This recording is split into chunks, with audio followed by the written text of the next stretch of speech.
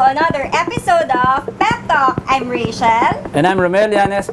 At kasama po natin ngayon ang multi-talented, award-winning TV host, comedian, composer, musician, jack of all trades. Ladies and gentlemen, please all welcome Mr. Michael V. Round of applause. Thank you po for welcoming us here in your humble abode.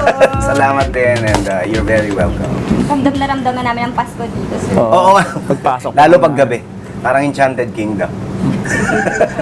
Sir, pag-usapan muna natin kasi ang isa sa mga rason kaya gusto rin namin kausapin ka dahil nalalapit na ang anniversary ng Bubble Oo Gum. nga. Oo, 20 years. So 20 years. So parang this is groundbreaking because ang Bubble Gum ng may hawak, may titulo ng pinakamahabang comedy show sa Pilipinas. Nalagpasan niyo yung John and Marcia Oo saka isa Todas. Marami. So, marami. So ano ba? Ito ba parang Eat Bulaga levels na ba yung dating ito? Making 36 years din ba? Sabi nila, at ako nga proud dahil nasa Bubble Gang ako, nasa Itbulaga ako. Mga matitinding programa yan. Yung kasi, wala namang plano talaga nung una. Kaya lang nagtuloy-tuloy. Gustuhan ng audience namin. So parang ang choice namin tigil ba natin to o ituloy natin yung pagpapasaya sa mga tao? Kagaya siguro ng Eat Bulaga, choice namin talaga magpasaya ng mga tao. Ano pong sikreto ng staying power ng Ang Bubble Gang, nalilito ka na, no? Eat Bulaga, Bubble Gang. Gang. Hindi, ang Bubble Gang kasi reflection ng ng society. Kung ano yung nangyayari ngayon, yun yung pinipilit naming gawin. Yun yung pinipilit naming i-mirror. So, siguro natutuwa ang mga tao, mga audience, dahil nakikita nila yung mga sarili nila, nakikita nila yung mga nangyayari sa paligid nila na napapanood nila sa show namin. Pero kayo ba na nagsisimula kayo kasi 'di ba galing kayo sa ibang show? Tapos naging Bubble Gang kayo. Naging madali ba? Ganun ba kadali o nahirapan din kayo? Mahirap din kasi iba yung grupo na actually yun ang pinakamatagal na proseso. Hindi yung yung pagpe-perform kasi madali lang yun Pagka-artista ka, may inkling ka na dun sa pagiging Yun, tama. pasikat. Kumbaga, pero ito, may iba yung staff, iba yung crew iba yung mga writers na kasama ninyo. So panibagong pamilya na naman tong kinapapalooban mo. Para kang nagpaampon sa isang family na hindi yung pakilala kung yun yung matagal na proseso. Yung pag-gel, pagbaban, pagkakakilala ng mga artista at saka yung creative team. And bago pa yung Bubble Gang, hindi na kayo bago sa pagko-comedy kasi galing kayo ng Tropang Tumpo. Yes. Nung nag-shift po ba kayo from Tropang Tumpo hanggang to Bubble, nagkaroon po ba ng samaan ng loob before with Sa mga dati? Mahirap i-explain Kasi professionally, pagka iniisip mo, kahit sila inisip nila yung, career move naman yan So, para sa ikagaganda ng career yan. Na lahat naman, lalo sa mga nagsisimula, kinakailangan. Kaya lang, syempre, hindi may iwasan yung merong ibang sumamaan loob. Oo, tama. Gagawa ng paraan para ipakita yung sama ng loob nila. I'm sorry. At naramdaman namin yun, Ako kasi, nung nandun kayo sa Tropang Tumpo talaga ako Ganun yun. Chicken. Tapos nung nawala na kayo doon, tapos magkatapat pa kayo. Sumama rin loob mo. Oo. Sa akin? May mga tumitira. Kasi may mga tumitira pa sa inyo. Ay, hindi sa akin, sa kanila? Sabi, anong bubble lang hindi pumuputok? Ano pa, di Bubble Gang. Yeah, Natatandaan ko yun, sabi ko, yung sama naman. Tapos nung pagkatapos ng joke na yun, sabi ko, yoko na.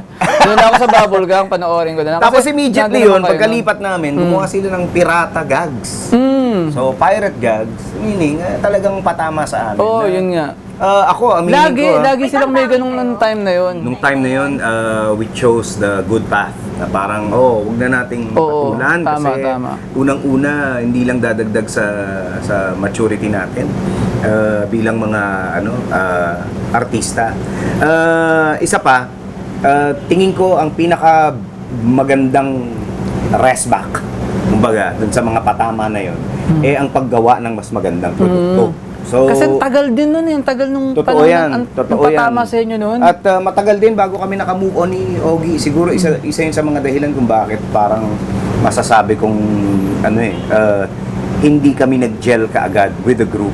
Kasi madalas na kasama ko lang si Ogie. Lagi kami nagiinuman, lagi kami naglalasing dahil sa sama ng loob. Aminin ko, talagang nakakasama talaga ng loob. Lalo pag may mga times na kaming dalawa lang manonood nung Tropang Trumpo. Hindi ko alam, tinotorture yata namin sarili namin eh. Kasi parang lahat naman to patama sa atin eh. Paano ba natin totoo. pinapanood pa to? So, matagal na transition bago namin na-overcome yun. Yung nabanggit mo na si Ogie, kasi syempre galing nga kayo sa TV5, tapos parang ewan ko, kayong dalawa lang parang tinayo nyo yung yung show na yun eh. Hindi nakakatulong yung iba o Oo, walang hindi sa pakinabang. maliit ang tingin ko dun sa iba, pero kayong dalawa talaga eh. Kaya lang nung bumalik siya sa TV5, kumusta? Ano bang naging Paano bang Ako walang choice eh. Actually, feeling ko si Ogie wala ring choice. Yung kanya is more of an obligation sa mga taong kinauukulan. Kaya kinailangan niya lumipat. Sa ayaw niya man at sa gusto. Ngayon, ako naman, wala nang choice. Nandito na ako, anong kailangan kong gawin? Magmumukmuk ba ako? O magpapakamiserable? O magiging professional at itutuloy yung kailangan kong gawin na nasimula namin nung time na umalis si Ogie, 18 years ng bubble gum. So, naramdaman ko na rin na hindi ito katapusan eh. Parang dapat ito simula. Simula ng simula ng panibagong grupo, panibagong gang, panibagong samahan. So, nagkaroon ako ng parang epiphany na isa siguro sa mga mission ko kunin itong mga baguhan na to, itong bagong grupo, and make something out of it. bagong gang? Oo, yun. Doon na Totoo yun. yan. Yung bagong gang, hindi lang nagre-refer dun sa grupo na pumasok na bago, sina Denise, sina Jan Manuel, si Joyce Ching na hindi nakikita ngayon. Bihira na. Bihira. Oo, ano na siya, parang prodigal child na. Siya, sino pa ba? Si RJ, si Wancho, si Arnie. Sino? Nakalimutan ko ba? Kasi babae. Pero dun sa mga kasama mo, ang sabi kasi, parang meron ka raw, nagiging protege doon. Meron ba? Meron ka bang parang Ang gusto ko lahat sila eh. lahat sila? Oo, sabi nila, si Seth. Si Seth daw Oo, tinuturo nila eh. Oo, pero hindi ako, gusto ko talaga i-mentor lahat. So, hindi exception si Seth. Nagkataon lang siguro na nauna siya dun sa bagong gang. Kaya, tsaka medyo malapit din sa akin yung bata. Dahil marami nagsasabi, kamukha ko raw. Oo, yun no? Saka parang the same pa yung pagsusuot ng mga pag-crossdress, Oo nga. Ano siya matapang eh. Oo. Matapang in that aspect. Although si Betong ganun din. Pero si Seth yung pinakawalang yung pakialam. Kumbaga, hindi niya alintana yung ganung pagbibihis, kung anong sasabihin ng mga tao tungkol sa kanya. Basta siya magawa niya ng maayos yung trabaho. Which actually is common dun sa cast ng Bubblegum. There was a time na parang nililimitahan nila yung mga sarili nila. Pero yung yung ego mo, parang damit yan eh. Na pag pumasok ka sa studio, dapat hubarin mo at sabi mo ganun sa may labas ng studio. Para pagpasok mo, it's either magiging sobrang hiyang-hiya ka o hindi ka mahihiya dahil lahat kayo nakaubad.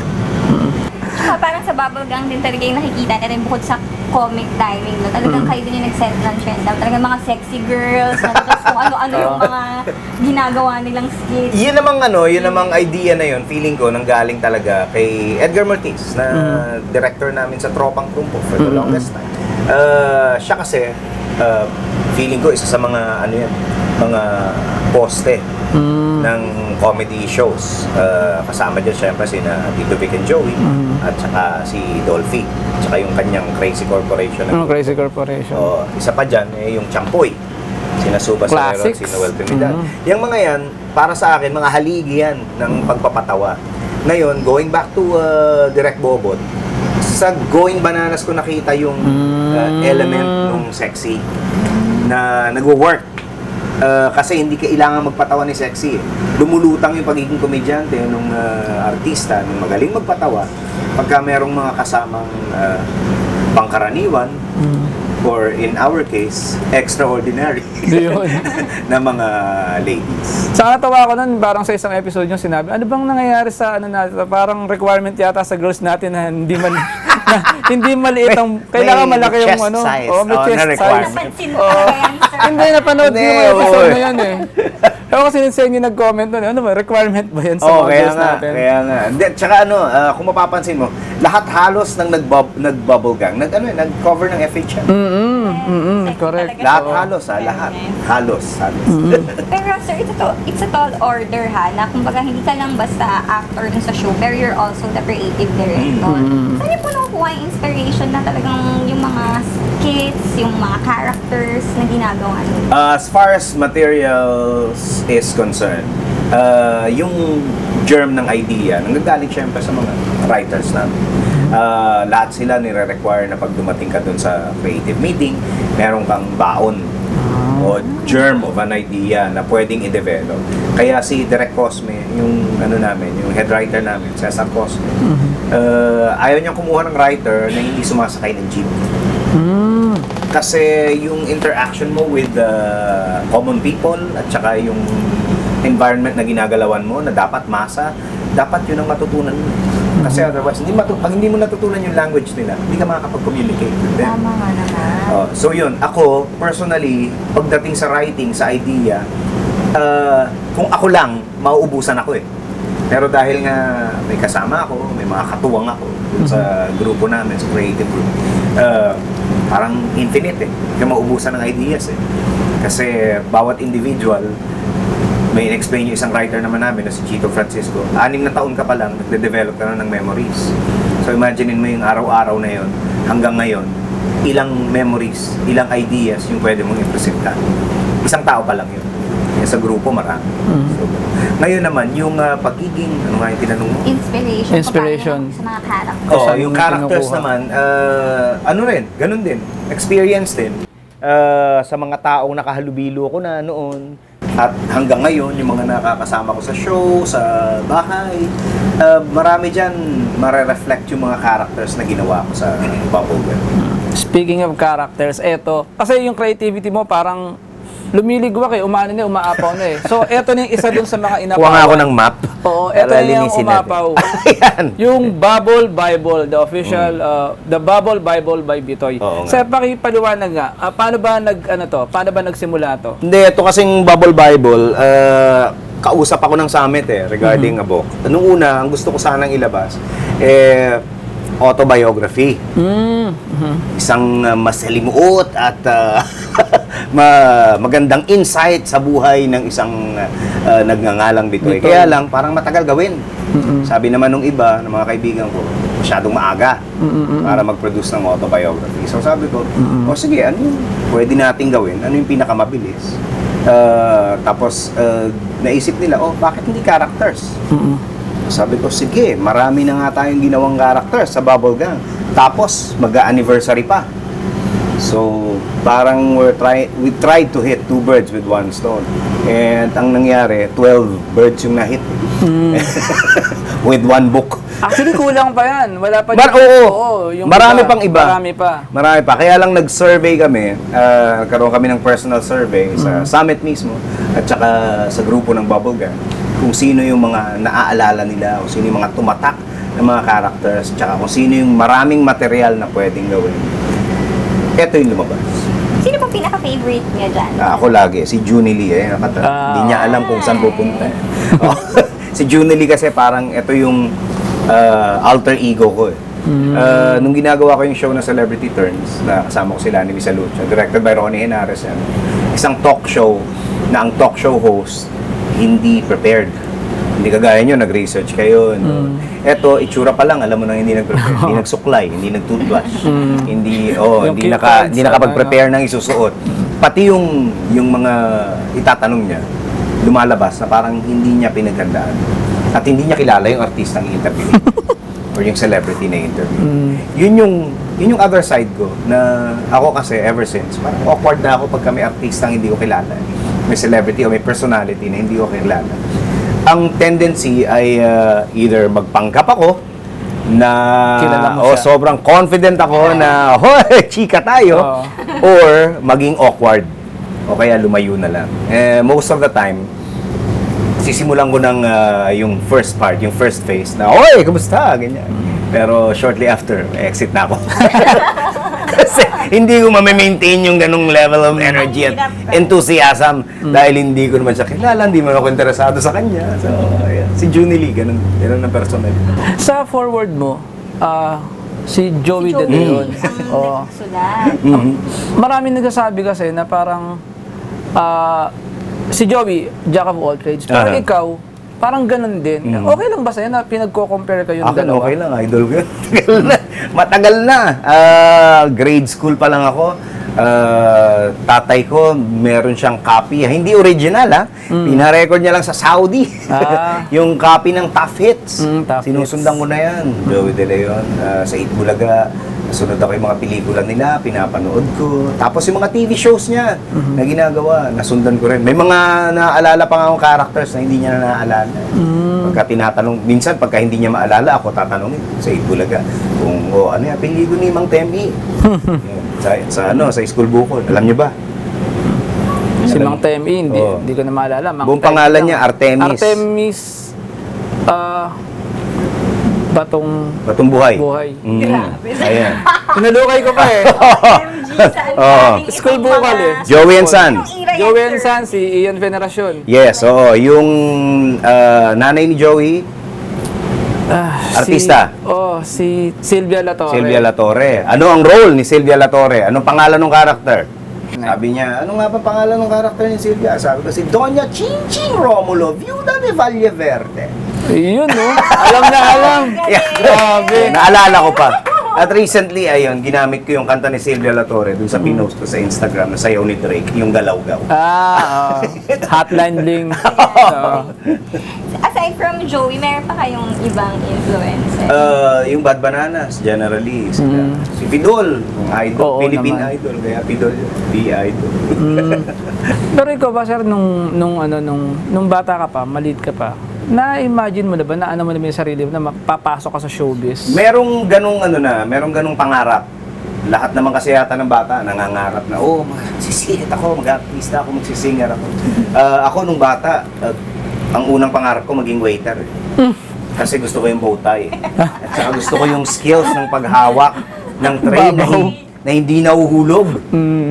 Oy, sikat Ako yung bata, waiter. ganun. Tapos dumating dun sa puntong gusto kong maging boxer. Nung napanood ko si Muhammad Ali na lumaban kay sino to? Frazier dito sa Philippines.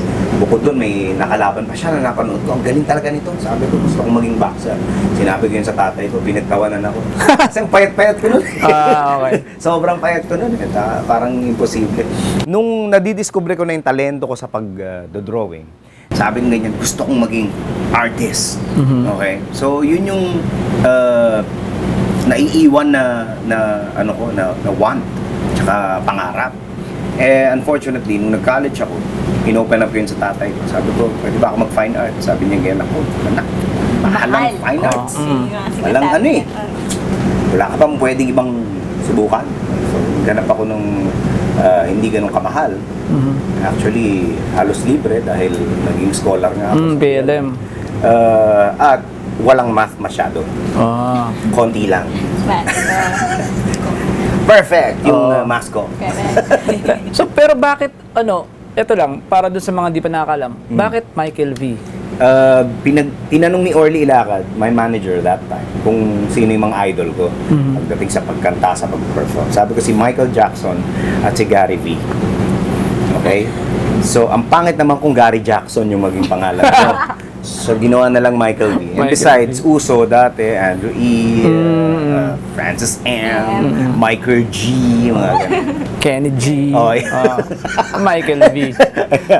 Ang galing. Pero kung hindi siguro showbiz ang pinasok mo, anong kaya yung career mo ngayon? Graduate ako ng Masscom eh. So most probably nasa magpo-pursue sana ako ng advertising. Kasi gamit din yung skills ng pagdo-drawing at saka yung tinapos ko rin. Parang sabi ko magandang sa akin. Pasok. Magandang avenue para sa creative talents ko, kumbaga, na dinedevelop that time. Kaya lang, naunahan ako nung on-cam eh. So, tsaka na lang yung behind na Correct.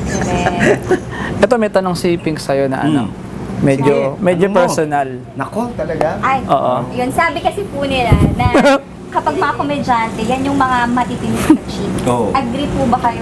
Oo naman, agree naman. So, nung bago kayo na, nag-settle down, Inaano may niya mga yan eh. cheat, Ay, hindi, mga hindi. panahon na Hindi. yun. Kaya ako nasasabing nag-agree ako kasi yung asawa kong ganda-ganda. Hindi naman magpo-fall sa akin yan kung sa good looks ko lang. Oo, yun ah. Siyempre, nag-fall din siya dun sa sense of humor. Tsaka, ngayon, ako kasi, nahanap ko na yung the one para sa akin. So, hugot. My forever. Yeah, 21 years Makinig ka, na kaming, makinig ka. 21 years na kaming kasal. At talagang walang kagatul-gatul yan. Hanggang ngayon, going strong.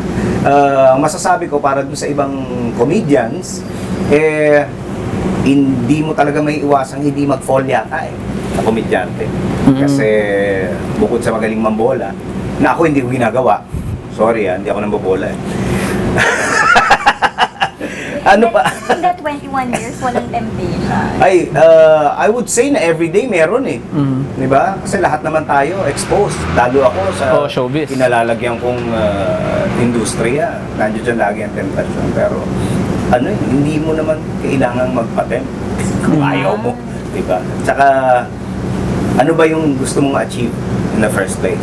Kung gusto mo ng maraming babae, madali lang yun. Kayang-kaya yun. Pero, baka hindi mo na challenge yung sarili mo. At saka yung ba talaga yung goal mo. Ang goal ko parang makilala dito sa industriya. Hindi bilang isang babaero, kundi isang comic. At makapag-contribute dun sa ating industriya sa paraan na alam mo. And I don't think yung pambababae will help. So, tsaka pagka hindi na ako comic, ipapursue ko rin yung aking aking talento sa pagpapasexy. Hindi, sir, isa kayo sa mga... Sex balls. Kahit na hindi masyadong sa limelight si Isis, no? Talagang isa kayo sa mga hinahangaan na Ay, salamat. couples dahil sobrang tatag nga ng relationship. Anong key kung paano maging ganun ka? Sabi nila, behind every man's success daw Is a is a woman. Totoo yan. Totoo yan, no? Totoo yan. Siya actually yung parang yung nag-unat sa baluktot kong pagkatao. Yun. Kasi ang dami kong mali eh. Ang dami kong akala na tama. Pero siguro, ewan ko, may certain wisdom ang mga babae na hindi Intuition. matututunan ng lalaki. Oo. Kaya I would say na nag-complement yung pagkatao namin, yung personalidad namin. And yun yung naging daan para maging tuloy-tuloy yung Ano aming example po nung paanong mali na naitama? number one example niyan, nung magkakilala pa lang kami at nagde-date pa lang kami, wala akong wallet. Wala akong wallet. Gusto ko yung pera ko accessible kahit saan, kahit kailan. So, yung bulsa ko punong-puno ng mga perang papel, kabarya, ticket ng bus, resibo. Lalaki talaga na no? Kaya nga, so, siya yung nagsabi sa akin, in a nice way, in a very nice way, na parang turn off yun sa babae. Kung ibang babae lang, mata-turn off na sa akin. Pero, it so happened na hindi siya na-turn off sa akin. Thank God. Kaya, yun, isa sa mga magandang paraan ng pagsabi niya sa akin na, mag-wallet ka. Na hindi ako na-offend. Tapos sinabi niya rin sa akin yung benefits ng pag-wallet. O na, naaayos mo yung okay, sige. Pangalawa, bank account. Wala akong bank account noon. Yung pera ko nakatago sa kahon. Sa isang box ng laruan. Laruan pa talaga. Oo, hindi. Na lumang laruan na gamit ko pa nung grade school na itabi ko lang yung box. Tapos doon ko nilalagay yung pera ko na nag-upgrade ako. After nung box na yon, nilagay ko sa lata ng biskwit. Yun. Oo. Mas Danish cookies. Danish cookies pa. Nando doon. Magkakasama, nando doon. Oh. Na talagang sabi niya ganyan, ano nangyayari dyan sa pera mo? Sabi niya, eto, ipon ko. Sabi niya, hindi, pinaliwanag niya sa akin yung bangko at yung proseso ng interest. Although ngayon, nababa na ng interest, kaya dapat bumalik na ako dun sa Danish cookies. Pero, hindi, mas maganda pa rin, mas safe pa rin. Yun yung pag-handle ng finances na eventually naging very helpful sa aming relationship. Na may foresight siya na ganun, na hindi ko nakita down the line. Pero siya, parang alam niya na eh. Siguro na-realize niya rin na, ako, pag ito na pangasawa ko, magkakaproblema kami. Kaya maaga pa eh, nasikaso. Perfect combination. Creative is my best. Yes, show business. Ang galing. Pero kasi yung isang anak mo, yung babae, Dalawa yan, si Maple at si Yanni. Si Yanni yung friend ni Bea, si Clara. Si Clara, yung classmate niya. Oo. Kasi nung multiply pa nun, may multiply. Napapanood ko siya, nag-upload siya ng Yan, hanggang ngayon. nag-ano siya ng mga music niya. Hanggang ngayon sa SoundCloud. So, ikaw, bibigyan mo ba siya ng break? O okay lang sa'yo na pumasok sa showbiz yung mga anak mo? Wag lang premature yung pagpasok. Dapat, kasi, nakahanda eh. Some people would say na, pwede na isabak yan. Pero being a professional myself, ayoko nung napupulaan syempre yung anak ko. Magkakamatayan tayo. So, Lalo na babae. for her sake, ang gusto namin pag-aralan niya at as much as possible i-perfect niya. Kaya lang wala namang perfect talaga. Perfect naman lang yung craft, yung paraan ng paggagawa niya. At kung talagang gusto niya, pag-aralan niya, i-pursue niya yung career as a musician. Kaya nga pagpasok ng college, alam ko sa college of music siya papasok. Which is a good thing. Kasi sabi ko sa kanya, yun ang sinasabi ko tungkol sa trabaho, as a job. If you find something that you enjoy doing and make money out of it, para hindi ka magmumukhang nagtatrabaho. And syempre, sir, for this time, it's now time for our pet talk. Challenge! Naku, nabigla naman Ako rin, dyan. nabigla ako eh. Oo. Kaya napatingin ako sa Bigla kanya. ka lang pumitada ng parang truck ng bayan. Tsaka parang one for all. Ito na yung truck. So, ang challenge po, magbibigay kami ng situation or ng personality, tapos tsaka kung sino yung character ninyo, tapos kung pwede mo Kung pwede. Kung hindi pwede. ay, kailangan parang magbigay ka ng Sayang komento mo. naman. Using one of your famous characters. Ito, number 1, si Madam Rocha. Horoscope for 2016 para sa mga singles na wala pang boyfriend. Para sa kayo. Ay, para sa akin. Sa 2016, ano ang forecast? And here she is, Madam Rocha. Para sa mga wala pang boyfriend at girlfriend ngayong 2016, maganda ang inyong hinaharap. Nakatutok ang star sa inyong mga araw at mga buwan. Magkakataon lang na magkakaroon ng eclipse, kaya totoo ang mangyayari, walang forever. Ang galing! Ito naman yung sitwasyon, tinatanong mo kung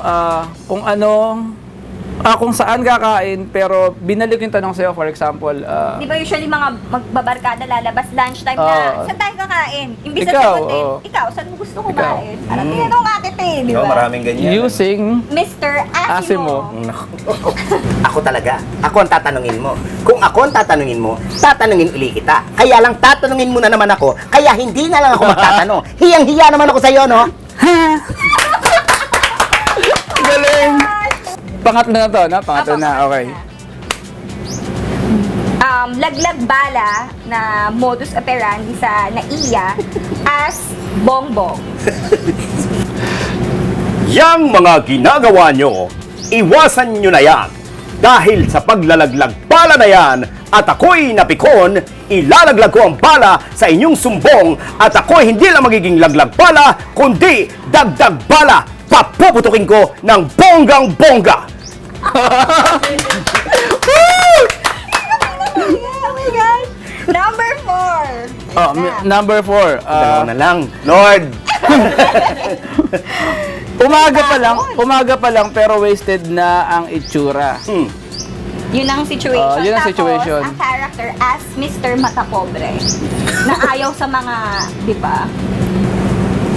Berto, nandiyan ka na naman.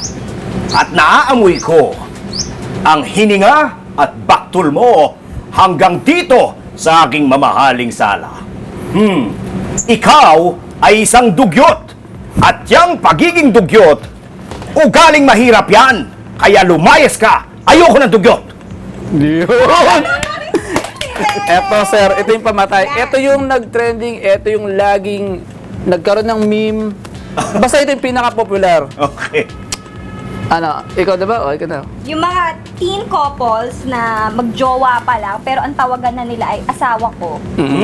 So, ano pong dapat anong mensahe nyo sa kanila as Pinaka-trending mong character, Ina Moran. Inamuran. Okay, sabi niya ganyan. Nag-post si selfie ng si selfie asawa Moran. ko. Anak, matanong lang kita. Yan bang asawa, alam mo na sa edad mo, nakapag-asawa ka na ba talaga? Kasi kung hindi pa, papaliwanag ko sa'yo, mahirap ang mag-asawa. At pag ikaw ang napangasawa, sigurado hihiwalayan ka. Anong pagpapaganda yan? Paki-explain. Love you. Grabe, talagang idol. yung ganyan pepsters in fairness, wala yung bigla. Oh, bigla, impromptu. Pero na-deliver ka agad. Diba? Ganon siya talaga. Ganon kagaling si Michael V. Next time nga, sasabihin niyo na sa akin anong karakter. Para nakapaganda. Correct.